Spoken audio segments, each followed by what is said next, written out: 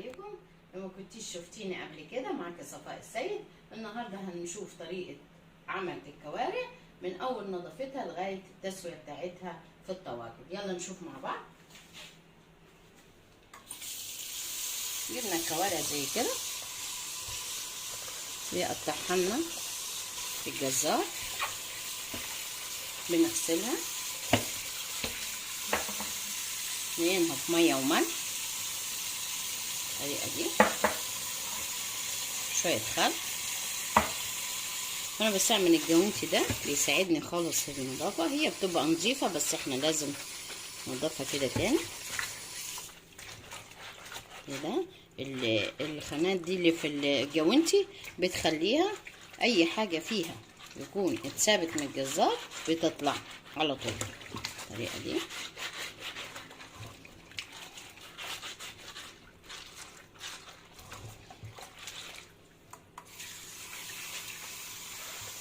نعملها تحت الميه الجاريه كده على طول.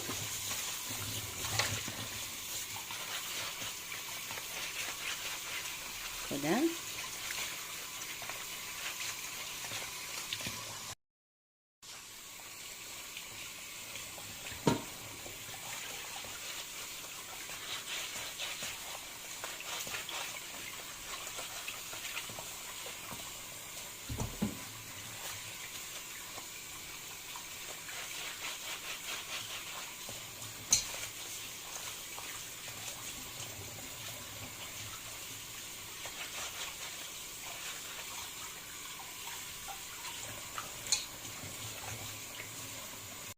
اهو غسلناها بالميه والخل وحطيناها في مصفى الصفة.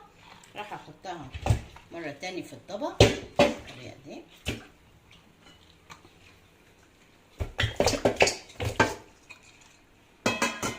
وهحط عليها ميه سخنه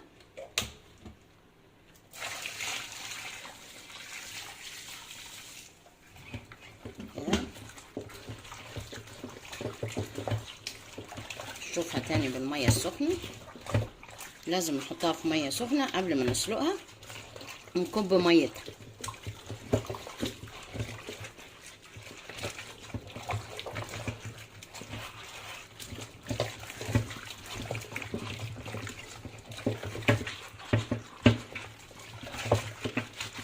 بنعدي عليها تاني دي وخلاص. رايحين نشطفها وهنروح على الحله نسلقها، حله بضغط كده. غلينا ميه بعد ما غسلناها ونضفناها وبقت بالطريقه دي بيضه حلوه خالص اهو. هنحطها في الميه بتغلي.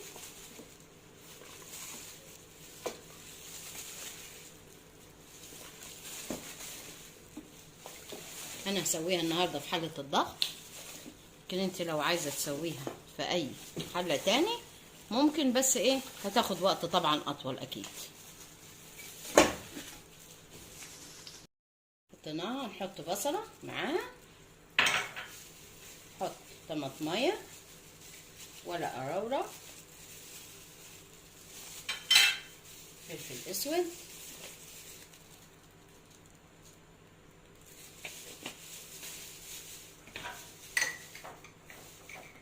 ملح، وهنحط حبهان 4 فصوص كده حبهان تديها طعم حلو.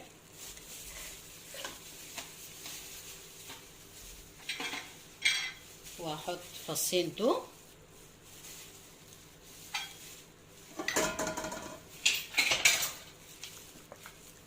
بالطريقه دي، وهنغطيها ونسيبها لغايه ما تستوي.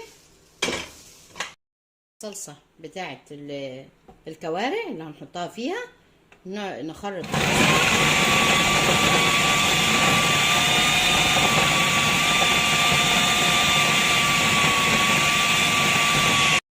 البصل وهنحمره.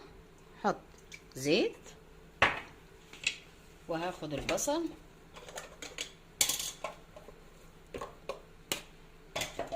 دايما لما تيجي تعملي بصله يبقى خرطي اكتر، افرمي اكتر شويه وتشيليهم، هينفعوكي في اي وقت ان انت مستعجله فيه. فانا فرمت بالزياده عشان بشيله زي ما احنا بنخزن. خلص التخزين اللي عندي، فانا ابتديت كل ما اعمل حاجة اعملها بالزيادة عشان اشيل منها وتنفعني في اي وقت انا مستعجلة فيه وعايزة ايه اخلص بسرعة. حطينا الزيت يسخن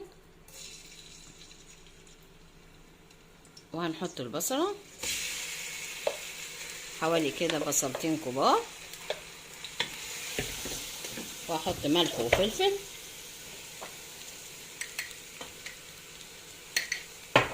فلفل اسود، وهنصفره شوية.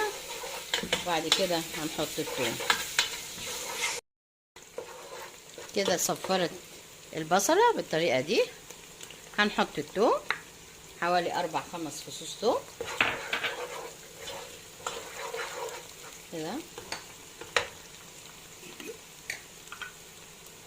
وانا بحب احط يعني نص معلقة صغيرة شطة كده في البصلة، بتديها طعم حلو مع الصلصة.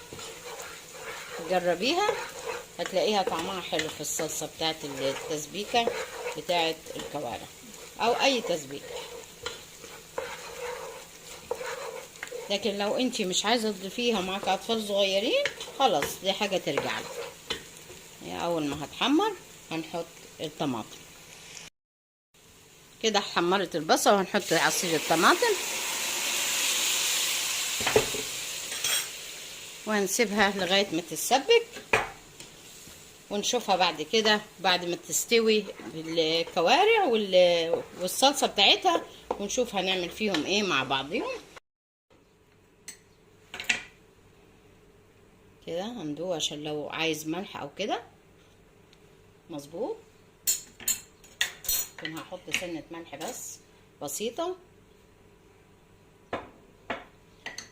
وهحط هريسة شطة، هريسة اللي انا عملناها مع بعض قبل كده في الفيديوهات.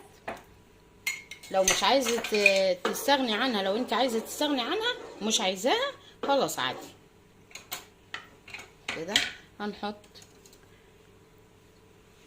الكوارع خلاص اهي استوت. هنحطها في الطواجن الفخار دي، بتخلي ليها طعم كويس خالص.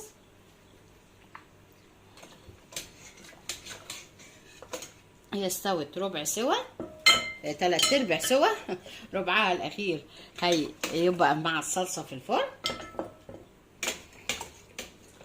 نخرجها كده ونحط في كل طاجن شوية. وكده الصلصة اتسبكت، وصلت المرحلة دي خلاص هنطفي عليها. وبرضو الكوارع استوت. هنعمل الصلصة، هزودها مية وهحط ملح ودوقي طبعا عشان تعرفيها، وهحط التوابل العربية اللي هي توابل اللحوم، رشة فلفل اسود، نحط خلوينجان، توابل خلوينجان شكلها بالمنظر ده اهو، بتدي طعم للطواجن حلوة جدا. اي طواجن تعمليها حطي معاها حتة خلوينجان صغيرة. طيب ده عشان كبير انا هحط حتتين، وهحط ورق لورا برضو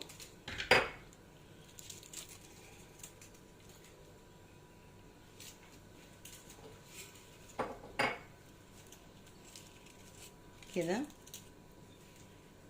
وهنحط حبهان،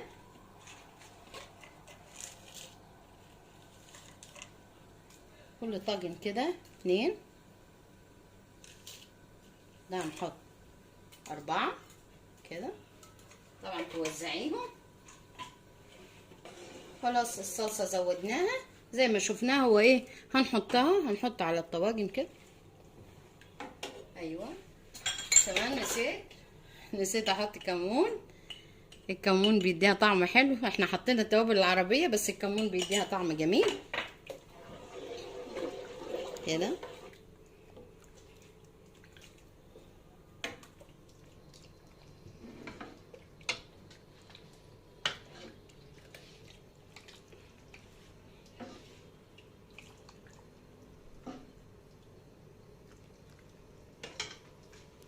هي خلاص يعني 3/4 سوا، تعتبر استوت. حوالي ربع ساعة تلت ساعة بالكتير هتلاقيها استوت. طبعا هنكون مسخنين الفرن برضو على اعلى درجة 200 او 250 تبع درجة الفرن بتاعتك، وتكونوا مسخنينها قبل كده عشان تحطوا الطواجن على طول تكون سخنة.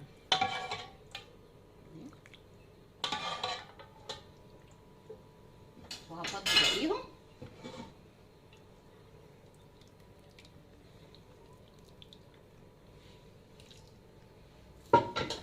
كمان هديهم رشة فلفل اسود على الوش. جربي الخلطة بتاعتي دي هتلاقيها حلوة جدا.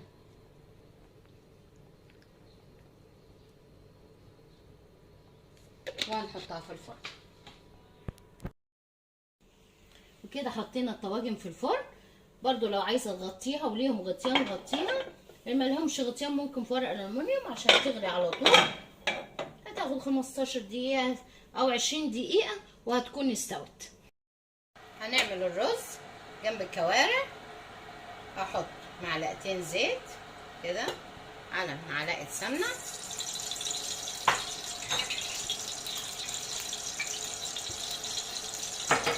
وهنحط ورقتين لورا. هنحط فصين حبهان كده دوبك نشم ريحتهم، مش بنحمرهم. وهنحط على طول، بيدي نكهه حلوه للرز، عملناه قبل كده مع بعض.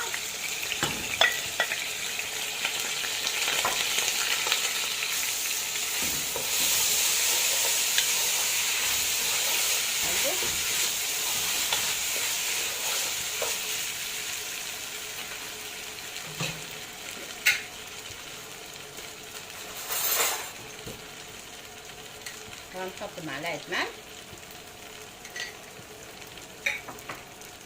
رشه فلفل اسود،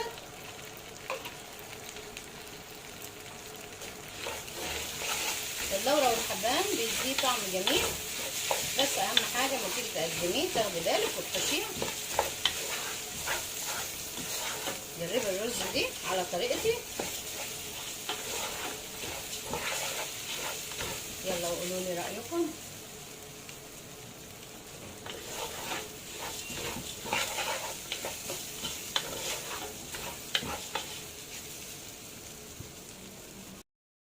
هنكون غاليين الميه، او لو عايزه تحطي مرق لحمه او مرق فراخ شربي بيه الرز.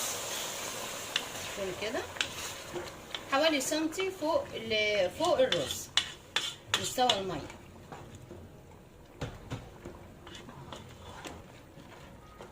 ما يغلي نغطيه ونسيبه يستوي كده. حطينا الرز يستوي، هنعمل كمان فته، هي فتة الكوارع. عملنا طبعا جزء في الطواجن، وهنعمل كمان جزء للفتة. حطينا معلقتين سمنة كمان لما بتكون السمنة بلدي، او لو عايزة تخلطي زبدة مع الزيت حلوة، بس هي سمنة بلدي بتكون احلى. بس وتحطي فصين توم، بنخليهم يتبلوا بس ما يحمروش بالطريقة دي. طبعا التوم يكون مهروس.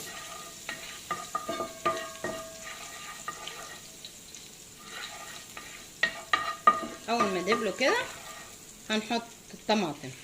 طبعا دي الصلصه بتاعت الفته الاول. هنحط ملح حوالي نص معلقه صغيره. طبعا تبع الكميه اللي انت بتعمليها لازم تدوقي الصلصه. وهنحط الفلفل الاسود وهنسيبها لغايه ما تتسبك، وبعد كده نشوفها. سبكت الصلصه، سبكت كده. هنحط معلقه خل كبيره. الخل بنحطه في الاخر كده، وخلاص نطفي عليها العين ونعمل صلصه الثوم.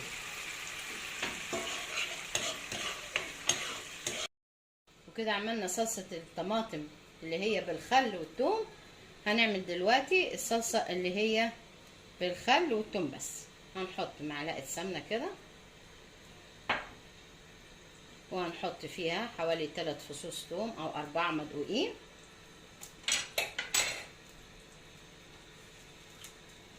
هندبلهم بس مش هنحمرهم. اول كده ما نشم ريحتهم نروح حاطين الخل على طول كده. وهنحط حوالي 3 معالق كبار خل، خليهم يغلوا غلوه ونطفي عليهم. وكده يبقى احنا جهزنا صلصه الخل والثوم والصلصه اللي هي بالطماطم والخل والثوم. وهنحمر بقى العيش.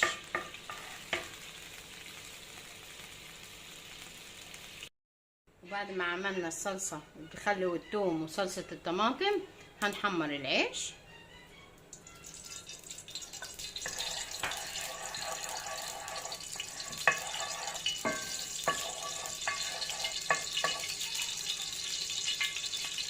استناها تسخن السمنه.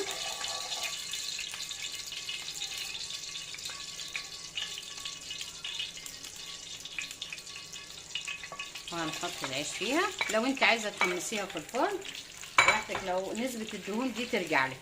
عايزه تخليها خفيفه يبقى حمصي العيش في الفرن كده. هنحمرها كده زي ما بنحمر البطاطس ونطلعها.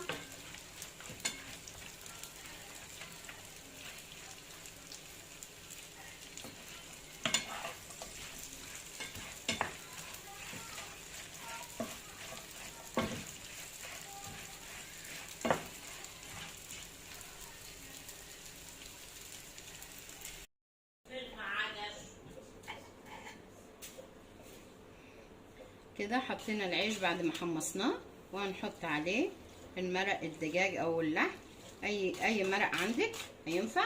حط شويه عشان العيش يطرى شويه. هنحط عليه الرز اللي احنا عملناه. طبعا قلنا ناخد بالنا من ورق اللورا والحبهان، نشيله قبل التقديم. حطينا الرز كده، وهنحط جزء من الصلصة الحمراء والكوارع خدناها وقطعناها بعد ما استوت في الفرن. نحط كده على الوش.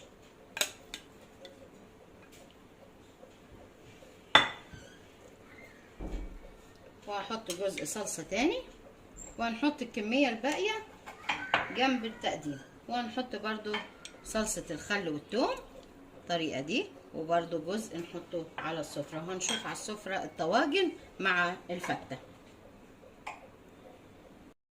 وكده طلعنا الطواجن بعد ما استوت الطريقة دي اهو. وعملنا الفتة وعملنا الرز وعملنا طبعا الصلصة الحمراء والصلصة البيضاء بتاعت الفتة. وان شاء الله يعجبكم فيديو النهارده. ان عجبكم الفيديو اعملي لايك شير واشتراك في القناة. السلام عليكم ورحمة الله.